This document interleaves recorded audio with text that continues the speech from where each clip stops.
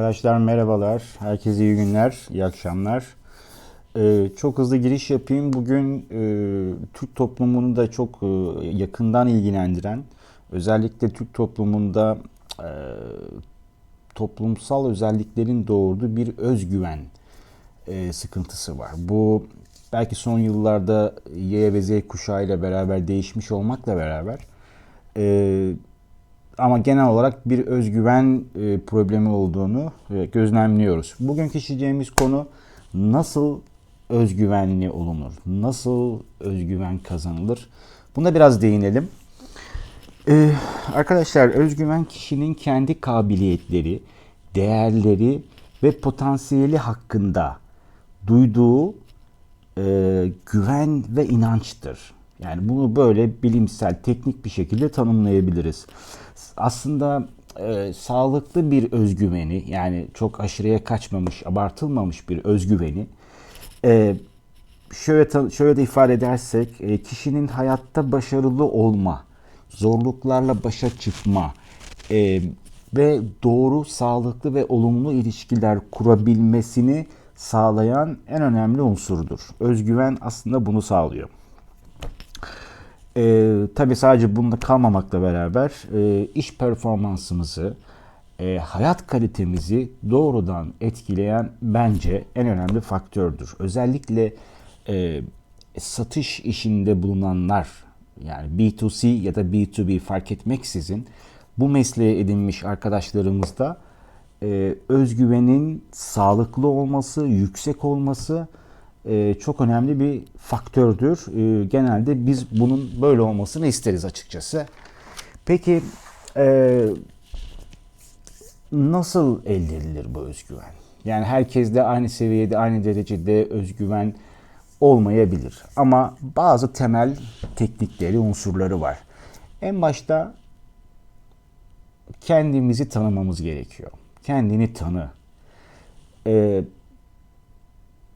Eskiler şöyle der, ilim bilmektir, ilim kendin bilmektir. Sen kendini bilmez isen bu nice okumaktır. Yunus Emre'nin çok güzel bir beytidir bu.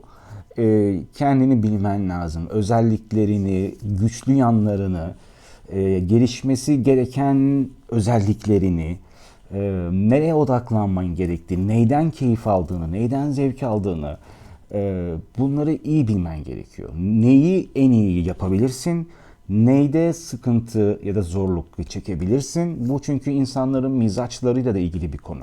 O yüzden kendimizi çok iyi tanıyacağız. Bir sonraki konu teknik olumlu düşünmek. Olumlu düşünmek. Şöyle hemen örnek vereyim size. Karşılaştığımız olaylar, zorluklar da bazen takılıp kalırız. Yani o olumsuz taraflarını çok abartabiliriz, çok düşünürüz ve oradan çıkamayız. Aslında geçmişe çok takılı kalmadan şu anki mevcut imkanlarımla, mevcut şartlarda neyi en iyi biçimde yapabilirim? Buna odaklanmaktır. Olumlu düşünmek bundan bahsetmektir. Olumlu düşünmek umutsuzluk içermemektir. Umutsuzluğa yer vermemektir. Bu şekilde değerlendirmekte fayda var. Olumlu düşünmek, satış kaybedebilirsin. Dünyanın en iyi satıcısı bile kaybeder arkadaşlar. Çünkü bazı unsurlar senin elinde olmayabilir. Orada takılıp kalmayacaksın. Ne kadar emek versen de, belki 3 sene süren bir proje, ne kadar emek versen de oradan çıkmayı, o düştüğün noktadan kalkmayı bileceksin. İşte bunu sağladığın anda özgüveni kazanmış oluyorsun. Peki bir sonraki maddede kendini kabul et. Bu ne demek?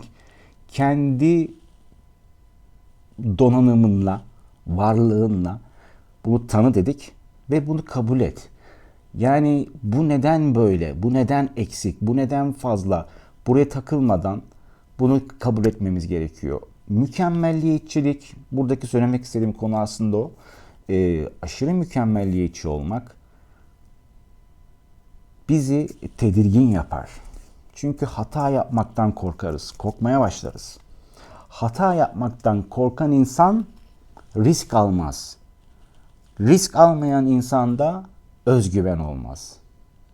Çünkü özgüvenli olmak, kendini her daim geliştirmeye adamakla, yeni şeyler öğrenmekle olur. Bu da risk almakla bu sonuca ulaşırsın. Risk almadığın oranda özgüvensizsindir.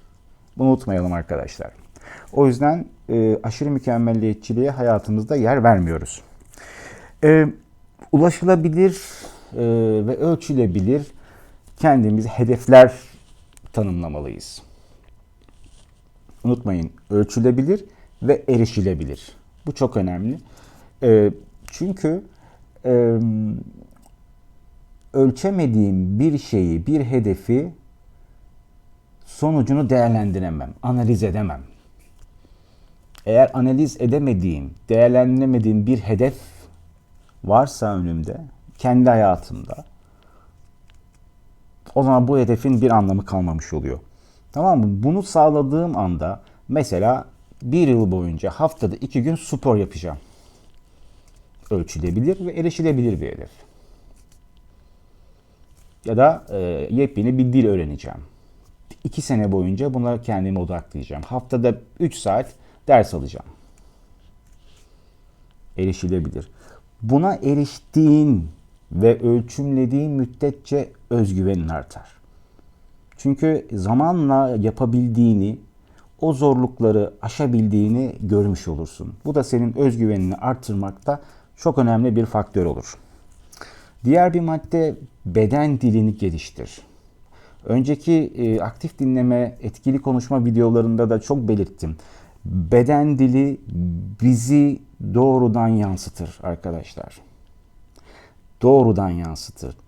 Beden dilinde en önemli özellikler güler yüzlü olmak, gülümsemek, göz temasını doğru kurabilmek, dik durabilmek, omuzlar yukarıda olmasını sağlayarak konuşabilmek, insanlara doğrudan dönüp konuşmak, dik durabilmek. Dik durmak zaten özgüvenli olmanın en büyük işaretidir.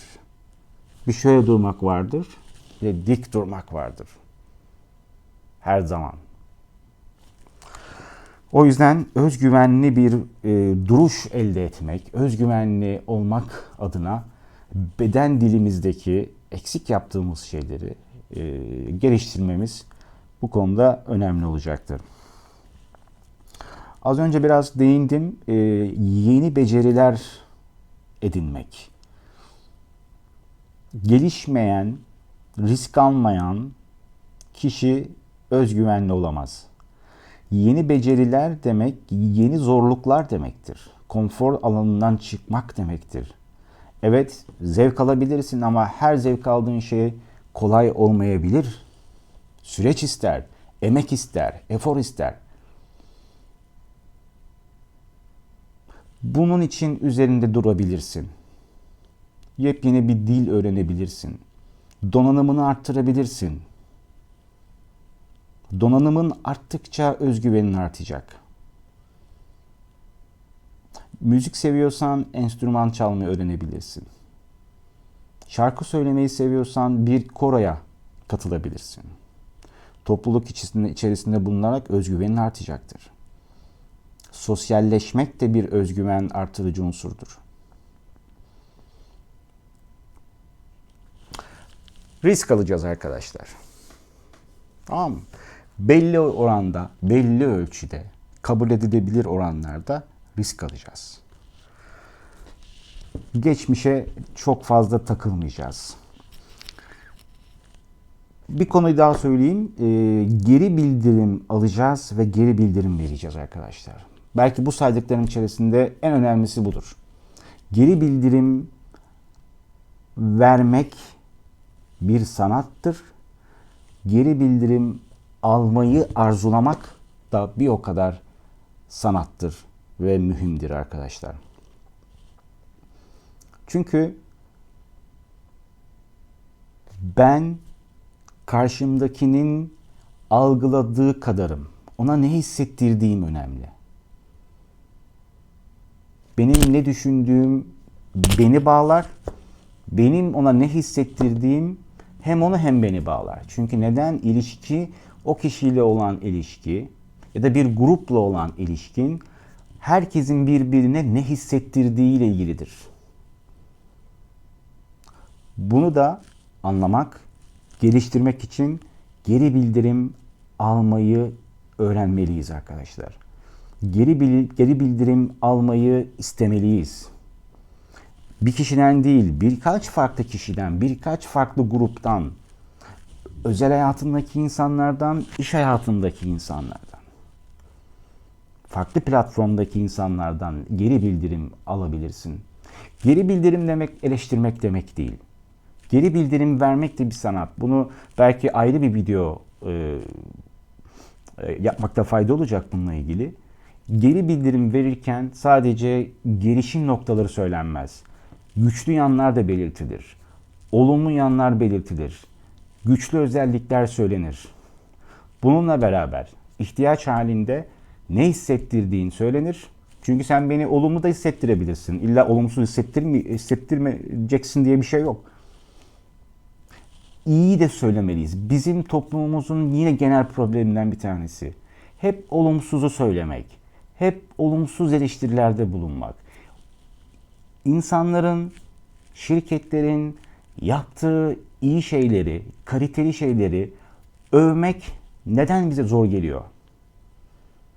Hep bir açık arıyoruz, hep bir eleştirmek istiyoruz. Hep bir olumsuz tarafını söylemek istiyoruz.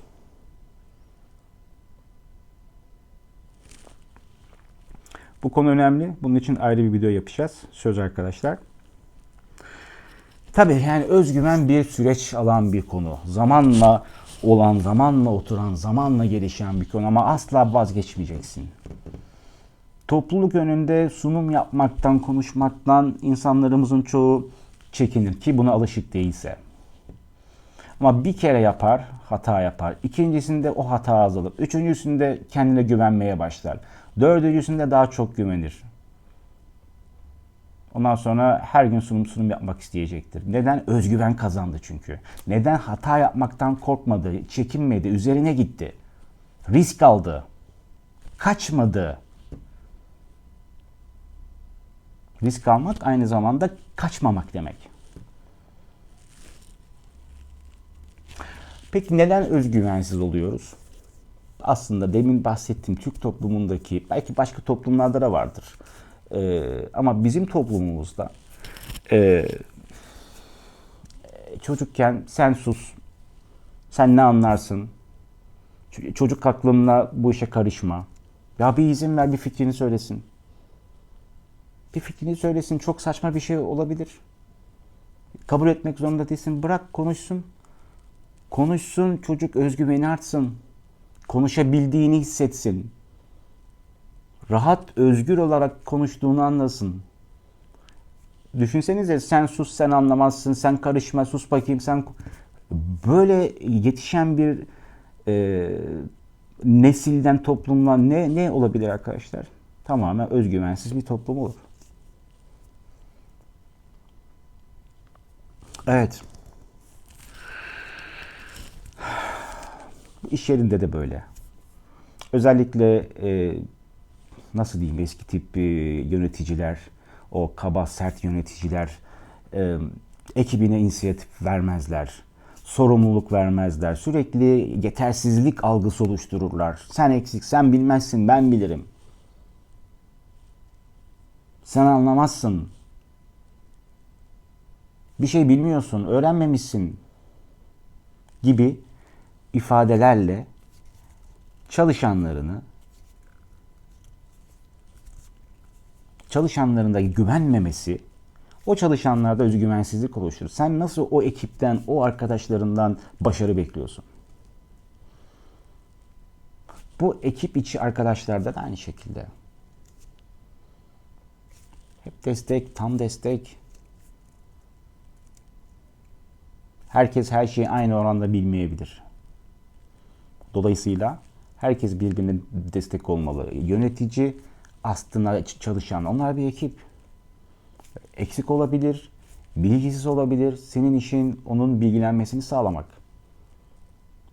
Yolları göstermek, öğretmek, koçluk yapmak, mentörlük yapmak.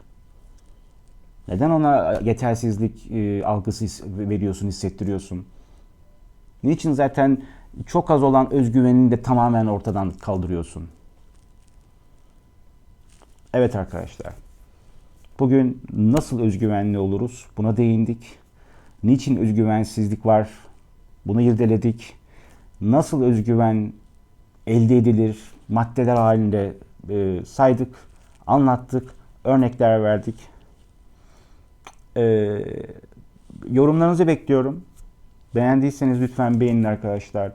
Abone olmayanlarınız varsa lütfen abone olun. Desteklerinizi bekliyoruz. Teşekkür ederim. Herkese iyi günler. Hoşçakalın.